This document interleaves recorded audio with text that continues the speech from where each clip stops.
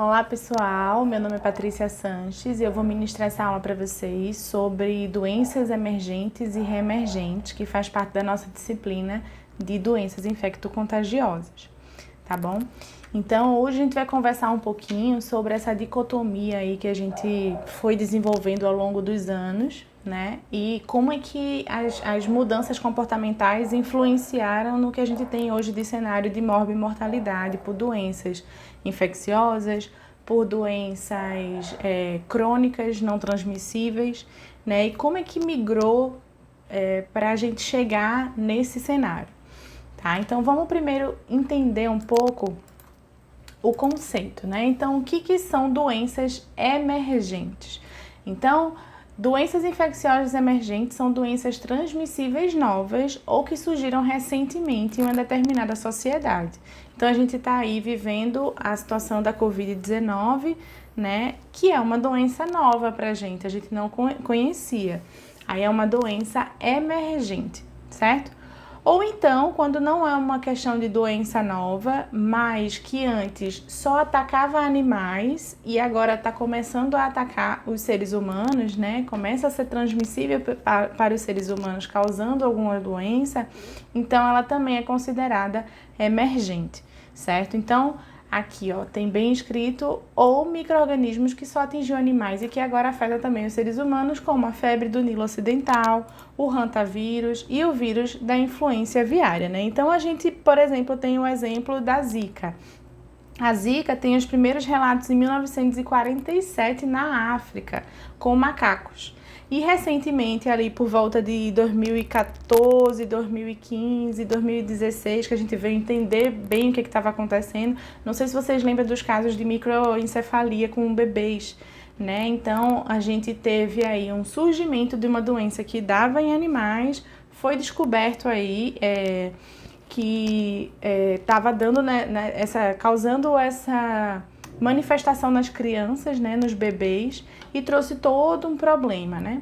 A gente teve que intervir através de educação sanitária, através de controles de vetor e tá aí. Então, é uma doença emergente, porque antes só dava no animal e agora está começando a acometer seres humanos.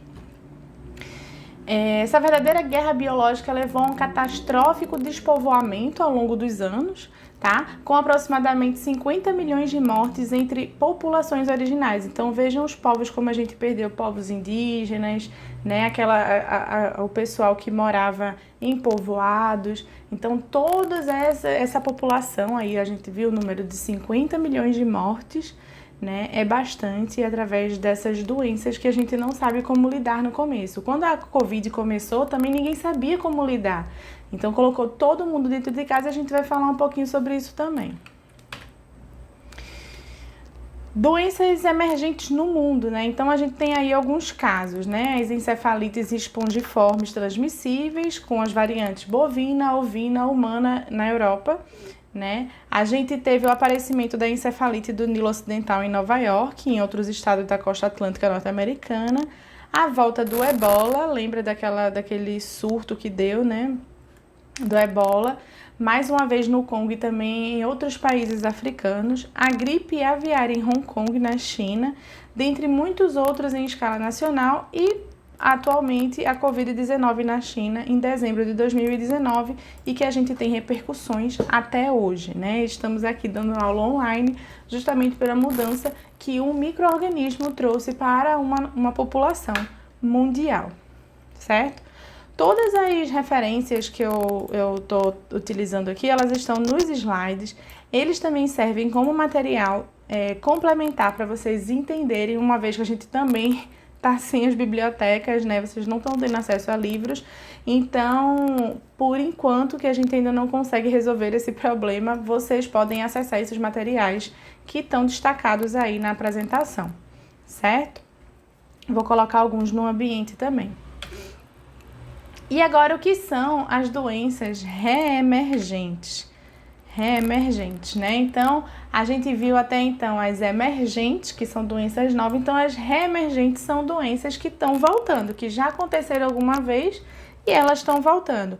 Por exemplo, a gente tem o caso da dengue, da febre amarela, da malária, né, que estão aí atualmente voltando, e a dengue principalmente, que já tiveram muitos ao longo da história, muitos idas e vindas, né, principalmente por causa do controle do vetor, o vetor que é o Aedes aegypti, que a gente já teve problema com febre amarela, já teve problema com dengue. O da febre amarela tem um episódio muito legal na história do SUS, né, que foi o Oswaldo Cruz, quando ele conseguiu, através de táticas militares, acabar com esse problema da febre amarela, caçando o vetor e com a ajuda de conscientização da população.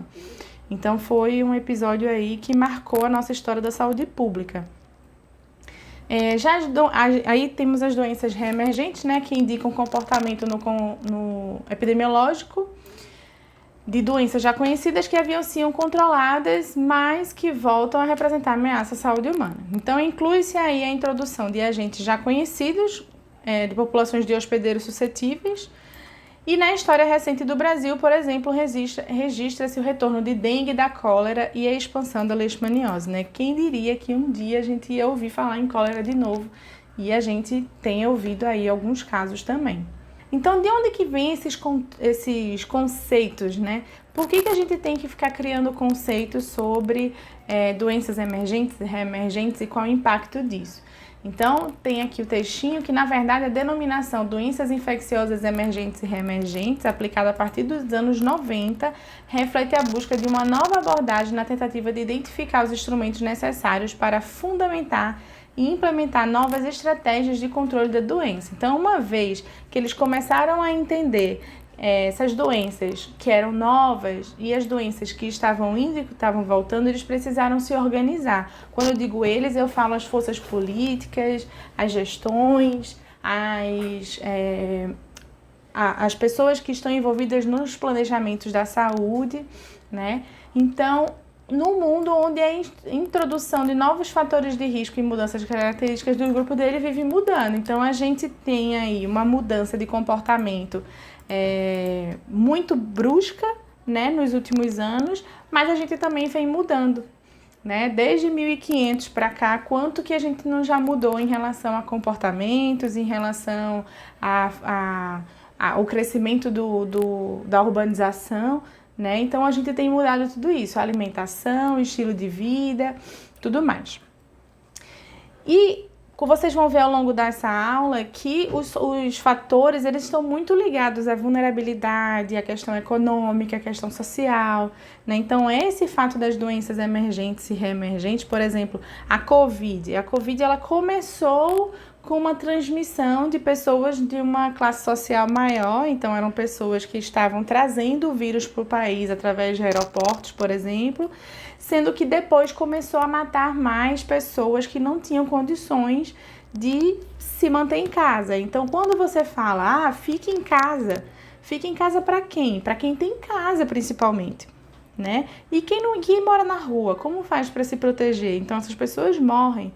E as pessoas que moram com 15 pessoas dentro de casa e que têm que trabalhar para sustentar a família, como é que acontece? Essas pessoas morrem e a transmissão vai começar a ir para as periferias, e das periferias começa a matar muito mais, porque as condições de alimentação, de moradia, de saneamento, de conglomerados, ela é muito diferente.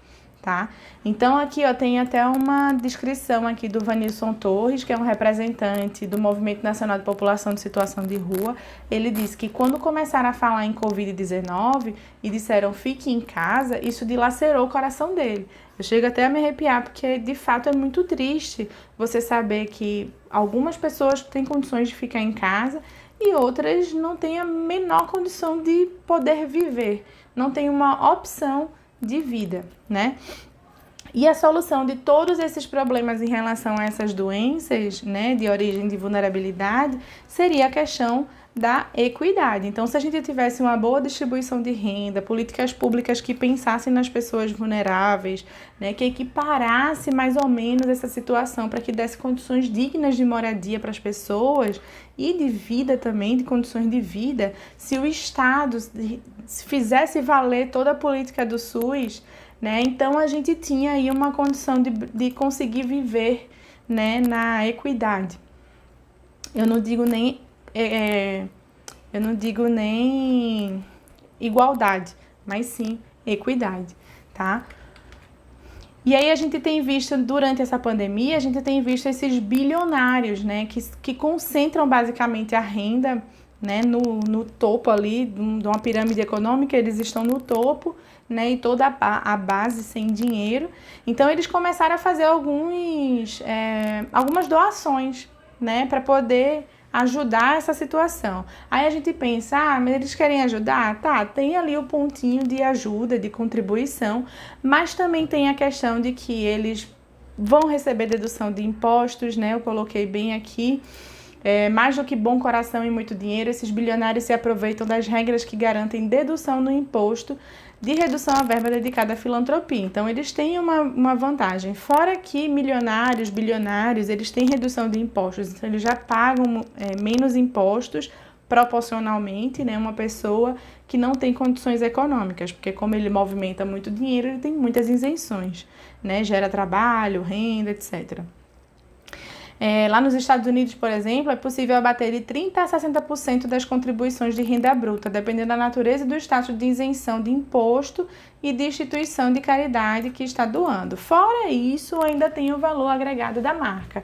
Então, quando um bilionário está fazendo doações em nome da empresa, essa empresa também ela consegue um espaço no coração dos consumidores, por exemplo. E isso dá visibilidade, né? Como se fosse o marketing para um grande momento de contribuição e de solidariedade. Então, a gente sempre tem que olhar as movimentações sempre com o pé atrás, né? Com a questão da economia e saúde, por exemplo, quando você para estudar economia e saúde, você entende como o mundo funciona, como a Terra gira, basicamente.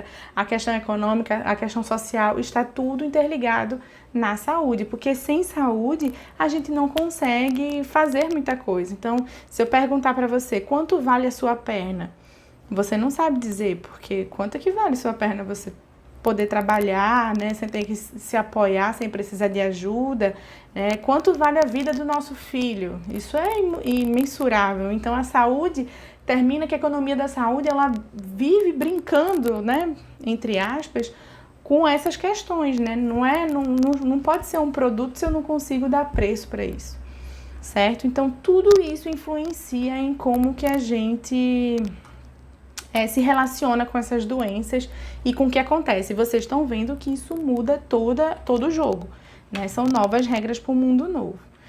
E quais são os fatores que estão associados a tudo isso, né? Então, são os modelos de desenvolvimento econômicos, determinam alterações ambientais, né? As migrações, então, quando começa a ficar uma situação muito complicada num país, você vê uma migração para outro país que tem uma situação melhor e aí esse país não tem como conseguir abraçar isso, né? Ou então a gente vê êxodos, né? O êxodo rural para o local urbano, para as grandes capitais, também houve você consegue inchar essa bolha demográfica e não consegue dar estrutura para todo mundo, né?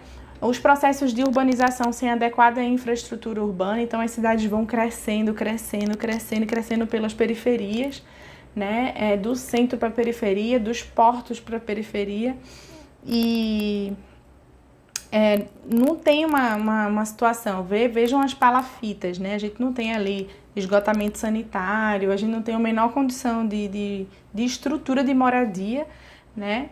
Mas a cidade vai crescendo, as pessoas vão tentando sobreviver e ocupar os espaços, mesmo que desordenadamente. E isso causa danos. O mangue que eu aterro para construir um prédio, uma casa, um conjunto habitacional de luxo, isso também causa problemas. Então vejam aí esferas políticas, interesses econômicos, né, privatizações de espaços públicos, enfim.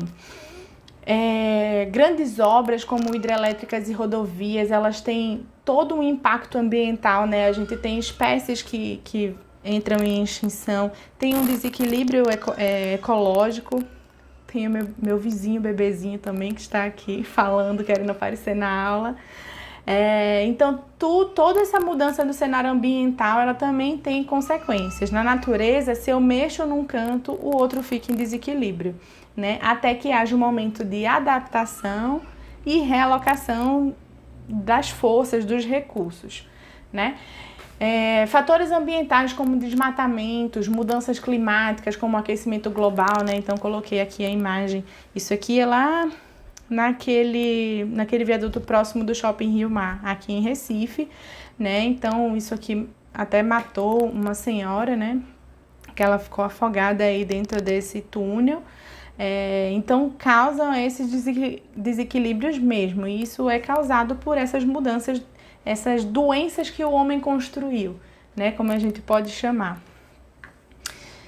O aumento do intercâmbio internacional, que assume o papel de vetor cultural. Então, é uma coisa boa se eu tenho um desenvolvimento econômico no país que faz com que as pessoas migrem para outros países para terem experiências diferentes, trazer esse conhecimento para a nossa nação e ter um desenvolvimento econômico, mas também tem a problemática disso, é uma migração que você está trazendo vetores, você está transportando, você está sendo o vetor, na verdade, né? Você está levando ali agentes etiológicos de um lugar para o outro.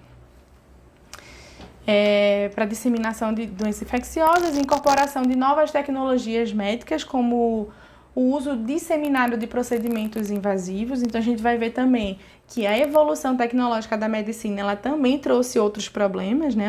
Vou falar daqui a pouco. A ampliação do consumo de alimentos industrializados, especialmente de origem animal. Então, isso também é uma problemática muito séria. Então, a gente começou a consumir alimentos cada vez mais industrializados. E isso tem um impacto. Isso tem um impacto de poluição, que gera um outro impacto. Isso tem um impacto no nosso corpo, porque a gente começa a consumir substâncias artificiais e isso impacta na nossa imunidade, no nosso desenvolvimento, em como a gente se relaciona com a comida. Isso causa problemas cardiovasculares, obesidade, um consequente sedentarismo, enfim. A desestruturação e inadequação dos serviços de saúde ou desatualização das estratégias de controle de doenças, aprimoramento das técnicas de diagnóstico, possibilitando diagnósticos etiológicos mais precisos, processos de evolução de micro-organismos, como mutações virais, emergências de bactérias resistentes.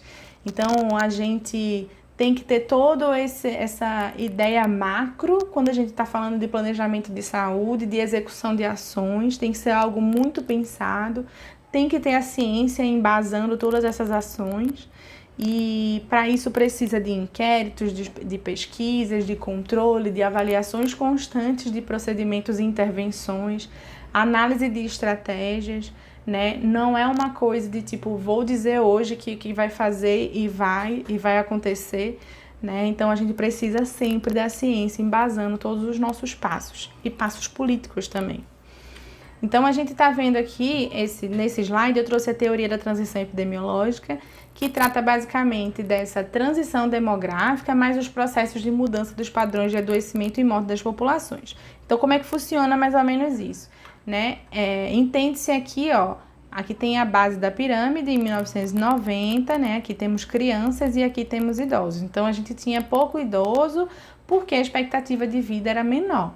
Então as pessoas viviam menos, tá? Então a gente vem aqui nessa faixa. Se vocês lembrarem da época da escola, quando a gente estudava literatura, muitos livros relatam na época de 1920, por aí, que as pessoas morriam muito cedo com tuberculose, né? Então a tuberculose ela matava muitas pessoas e matava ali por volta dos seus 20 anos, por aí. A gente perdeu grandes escritores, grandes poetas aí por conta da tuberculose, por exemplo, tá? Então a gente vem aí passando por esse momento de avanço tecnológico e pensando, poxa, então agora as doenças infecto-contagiosas elas vão diminuir porque a gente tem um avanço aí da medicina, né, das técnicas médicas, dos controles de doenças infecto-contagiosas. A gente consegue hoje saber qual é o agente etiológico, a gente consegue mapear todo o genoma dele, saber, conhecer até as mutações, que antes, na época da cólera, por exemplo, eles não sabiam nem o que era, o que causava a cólera, não tinha microscópio, não dava para avaliar, né?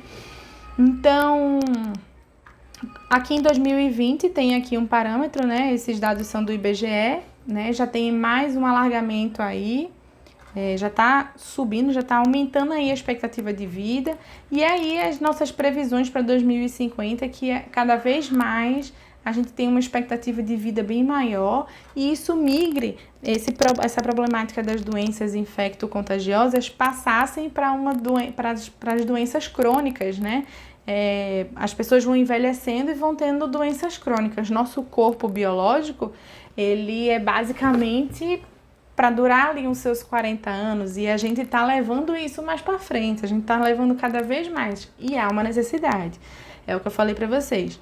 Tudo que a gente mexe na natureza tem um impacto. Então, se eu vou viver mais e o meu corpo não está preparado para isso, né? A minha alimentação, ela não me dá ferramentas para que eu chegue lá na frente bem, então eu tenho problemas crônicos e degenerativos, certo?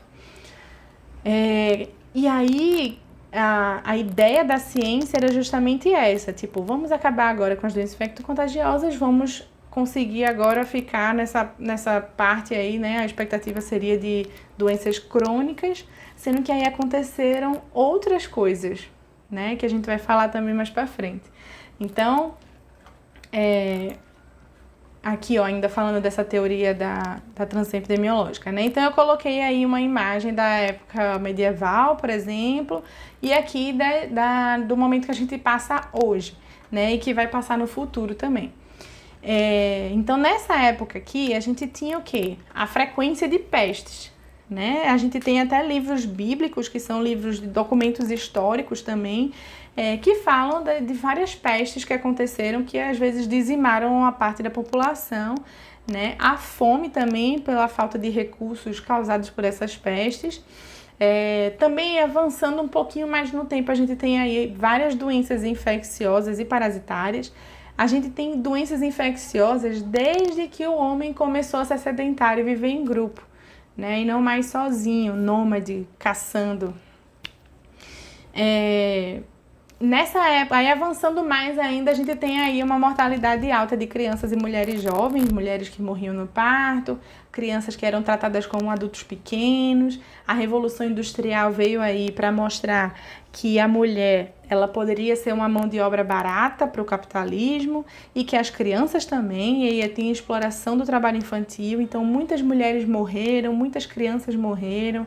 A gente não tinha ainda no sistema de saúde uma visão que entendesse a mulher e a criança como partes separadas. Então não existia pediatria e obstetrícia, ginecologia, né? Existia uma coisa meio saúde mulher-criança ali. E com o passar do tempo, eles foram dividindo isso, né? Foram enxergando que a criança tem as necessidades, a mulher tem uma necessidade, e ela, quando está grávida, dá para também entender um pouco melhor ali a saúde fetal e a saúde materna, né? Esse binômio. Então, isso foi um avanço da ciência também. Quando a gente passa para o outro lado, né, que tem aí a questão de queda de mortalidade por causa do aumento da expectativa de vida, as doenças degenerativas e as causas externas que começam a aparecer, e o ressurgimento de doenças como malária e dengue. E aí a ciência ficou, poxa, e agora? Eu pensava que doenças infecto-contagiosas iam dar lugar às doenças degenerativas, né? Causas externas são as causas por violência também, acidentes, tá? Então, o que está acontecendo que a gente está tendo ressurgimento de malária, de dengue, de doenças virais, a gente não está tendo controle disso? Então, a ciência começou a entender de forma diferenciada, né? Passando aqui rapidinho, só falando sobre isso, né, que as doenças infecciosas parasitárias, enquanto causa de morbimortalidade, persistem marcadas desigualdades regionais e sociais no país, né? Esse é um grande problema. Então, a gente está vendo aqui, ó, o desenvolvimento, e aqui a gente tem a periferia, né, com grandes conglomerados urbanos aqui, que foi um crescimento desordenado, tá? Tem aqui uma matéria também da Luciana Genro, que fala que a desigualdade social só vai diminuir quando mexermos no topo da pirâmide. É aquela questão que eu falei para vocês dos bilionários, né? Então, a distribuição de renda é uma coisa que facilitaria a gente ter uma qualidade de vida melhor, né? Mas, enquanto não se mexer no topo da pirâmide, a gente não vai ter isso muito facilmente, certo? Então eu trouxe esse panorama para vocês. E ainda voltando para cá, nessa coisa do ressurgimento das doenças infecciosas na modernidade, a gente tem essa questão aqui, ó. Então, a ciência começou a ficar, poxa, mas por que, né, que elas estão voltando agora e começar a entender quais eram os fatores envolvidos. E esse pensamento começou desde 1980 aí, com o surgimento da AIDS nos Estados Unidos, tá? Então, eles começaram a dizer, opa, temos aí um grande problema, é um problema de origem viral, não era pra gente estar tendo esse tipo de problema mais, e o que está acontecendo? Então, em 1989, nos Estados Unidos, realiza-se a primeira conferência sobre viroses emergentes, promovida pelo Instituto Nacional de Alergia e Doenças Infecciosas. Né? Então, eles começaram a pensar nessas viroses aí por causa da AIDS, que estava sendo um grande problema na época. Nesse evento, ficou claro que o foco de preocupações não deveria se restringir apenas às viroses. E aí eles deveriam abarcar as doenças infecciosas como um todo, porque a gente também tinha problemas ainda de saneamento, como a gente tem até hoje, né, que não eram resolvidos. Em 1991, 2 anos depois, o Instituto de Medicina da Academia Nacional de Ciência dos Estados Unidos organizou um comitê multidisciplinar com o objetivo de estudar as ameaças microbianas. E aí você já vê que ele já está abarcando tudo, né? A saúde dos Estados Unidos. E aí, em 1992, no ano seguinte, eles incluem também as doenças parasitárias, tá? Nessa questão do enfoque de doenças emergentes e doenças reemergentes, né? Então, esse foi todo o histórico de transição do pensamento da ciência para entender aí a movimentação das doenças emergentes e reemergentes. Espero que tenha ficado mais claro. E aí, ainda falando dessa trajetória das doenças infecciosas no século XX, né, houve um processo de transformação de estrutura demográfica que tem acontecido a todo momento, mais bruscamente nos últimos anos, né? E os principais fatores que caracterizaram essa transição demográfica que causaram alguns danos foram a queda da mortalidade, que aí a gente teve o aumento da expectativa de vida, a diminuição da fecundidade, onde a gente tinha menos crianças no mundo que gerariam adultos produtivos e futuros idosos. Então, a gente também tem em alguns países, isso é um problema. Então, países como o Canadá, por exemplo, tem uma população bastante envelhecida, uma super qualidade do ponto de vista de saúde, e aí eles precisam imigrar algumas pessoas para trazer algumas pessoas de outros países para que eles possam ser força de trabalho jovem para cuidar da população idosa, né? Aumento de expectativa de vida, né? Como a gente falou, envelhecimento da população. Então, esses foram os principais fatores aí que trouxeram desequilíbrio e que não deixaram que houvesse uma balança igual ali para as doenças infecciosas e as doenças crônicas, por exemplo. Então, hoje, no futuro, o que a gente tem visto é doenças crônicas coexistindo ali com doenças infecto-contagiosas e pandemias aparecendo a todo momento, tá? Os principais fatores que caracterizam essa transição epidemiológica, verificada em praticamente todos os continentes, não só no Brasil, né, é a diminuição expressiva dessa mortalidade infantil, o aumento da importância das doenças crônico-degenerativas, né, desse entendimento, e a elevação da morbimortalidade decorrente de violência também, porque os casos de violência aumentaram, a quantidade de acidentes por automóvel também aumentaram, porque cada ano a gente tem mais automóveis, então tudo que a gente melhora de um lado, a gente piora do outro, e isso que é a natureza. Bom, então falando um pouquinho sobre estratégias para o controle dessas doenças infecto-contagiosas, né? Isso vai depender do agente etiológico, do ciclo de vida do hospedeiro, né? Do vetor.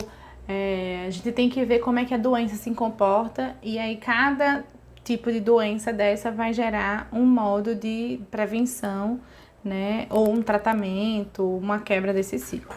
Tá? Então, aqui tem algumas estratégias, né, que é o saneamento, e você pode parar para pensar assim, mas a gente já sabe que, por exemplo, doenças como a esquistossomose, né?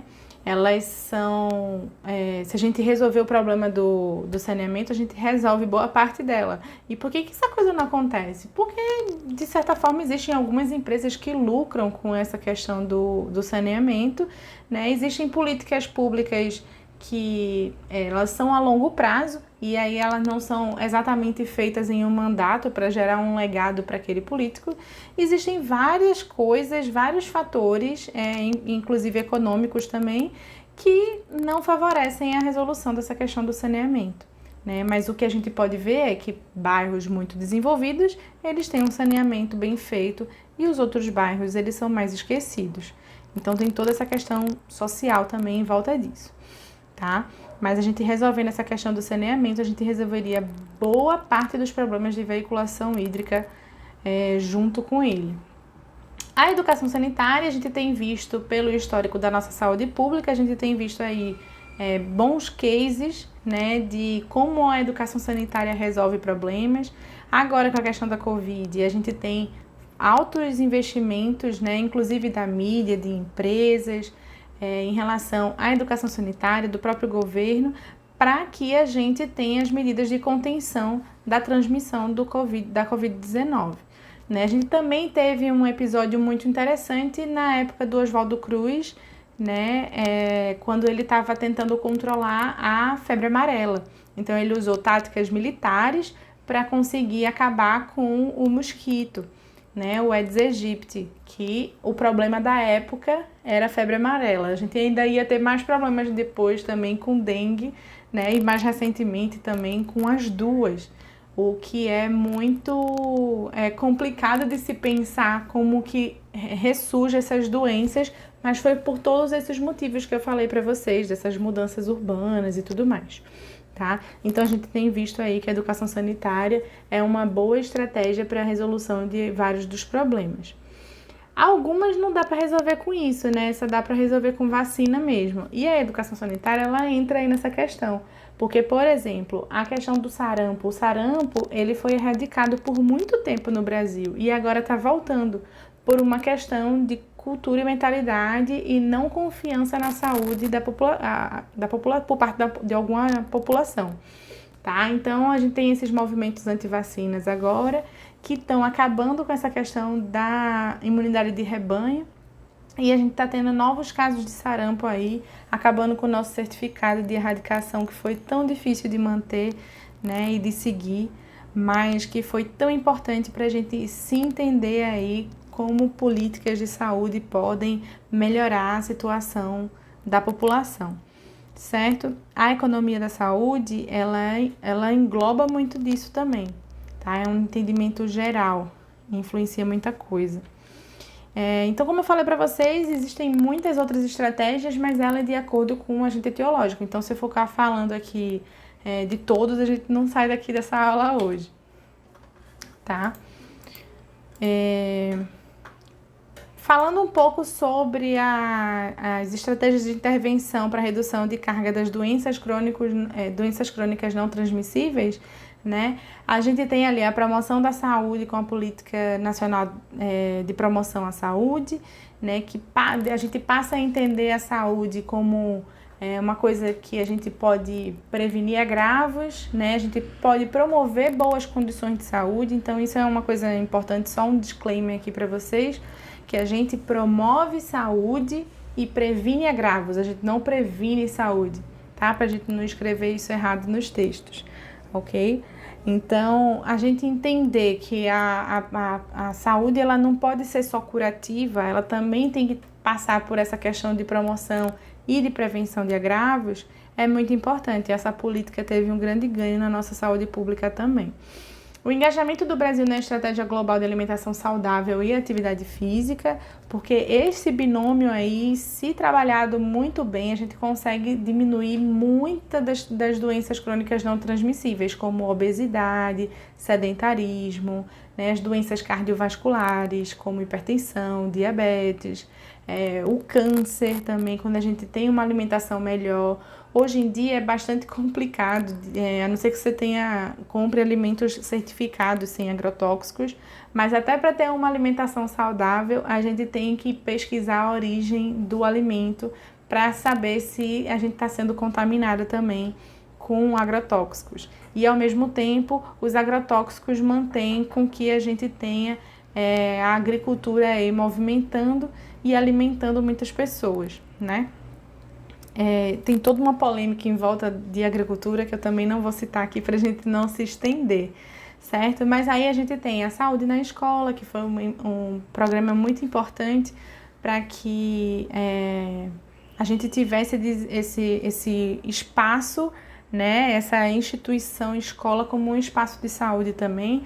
As academias da cidade, quando a gente pega um espaço público e promove a educação física para as pessoas, né, para idosos, para adultos, para crianças, enfim. A merenda escolar, né, que diminui a fome de muitas famílias. Agora também nessa questão do confinamento, a gente teve as crianças saindo das escolas e aí muitas crianças não tinham como comer, né? Então isso é muito complicado, de fato, e esses programas são importantíssimos para a gente manter o mínimo de qualidade de vida. Tá? A política de alimentação e nutrição, o programa de prevenção e controle do tabagismo, que também, eu estou falando muito da Covid porque é um momento atual, então a gente consegue contextualizar melhor para vocês entenderem. Mas a gente, aí ao longo das políticas antitabagistas, a gente teve a diminuição brusca aí de pessoas aderentes do tabagismo, né? A gente teve a diminuição de fumantes, porém, com a pandemia agora, a gente já tem dados de que as pessoas que fumam passaram a fumar muito mais.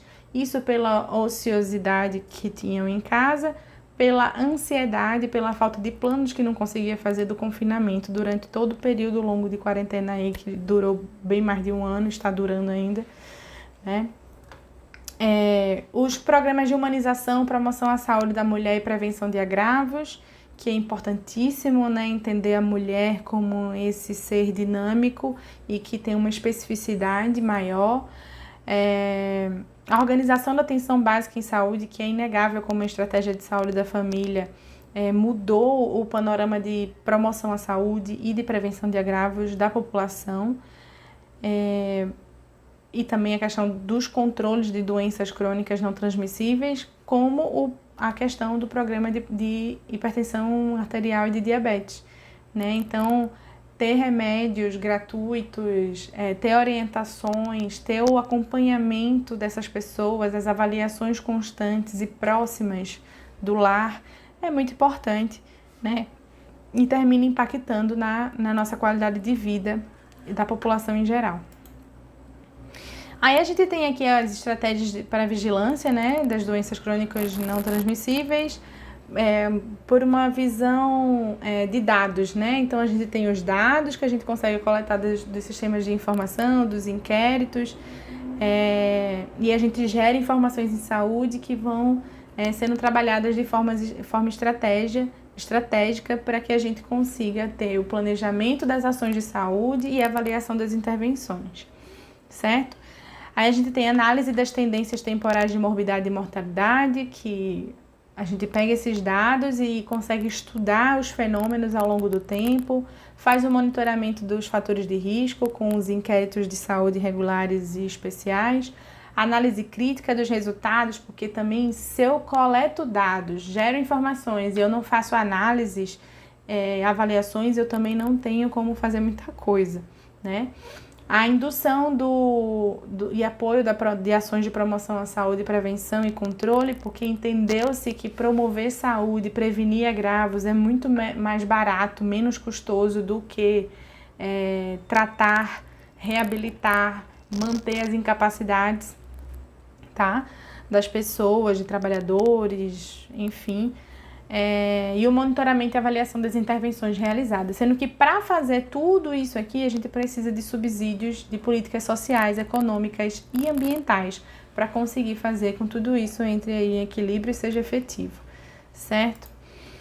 Aqui a gente tem um diagrama dos sistemas de informação de doenças crônicas não transmissíveis no Brasil, tá? Coloquei aqui também a importância da Pesquisa Nacional por Amostra de Domicílios, que é o inquérito, né, o que é o PNAD, que possibilita a obtenção de outras informações que os sistemas de saúde, como o SIM, o SIH, o SINAM, né, ele não consegue, que são as doenças autorreferidas, né, o acesso aos serviços, né, como é que está a qualidade desses serviços do ponto de vista dos usuários da saúde, do plano de saúde, etc.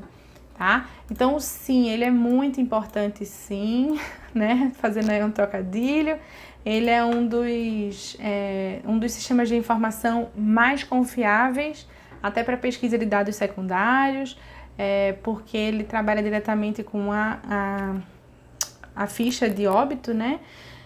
Assim como o SINAM também é um super sistema confiável, porque trabalha com aquela ficha de nascidos vivos. Já o SINAM, não, o de nascidos vivos é o SINASC. Já o SINAM, ele é meio controverso, né? Então ele tem muitos furos, mas ainda assim são sistemas que dão subsídios para que a gente entenda a situação de saúde. A gente tem outros também, né, muito específicos.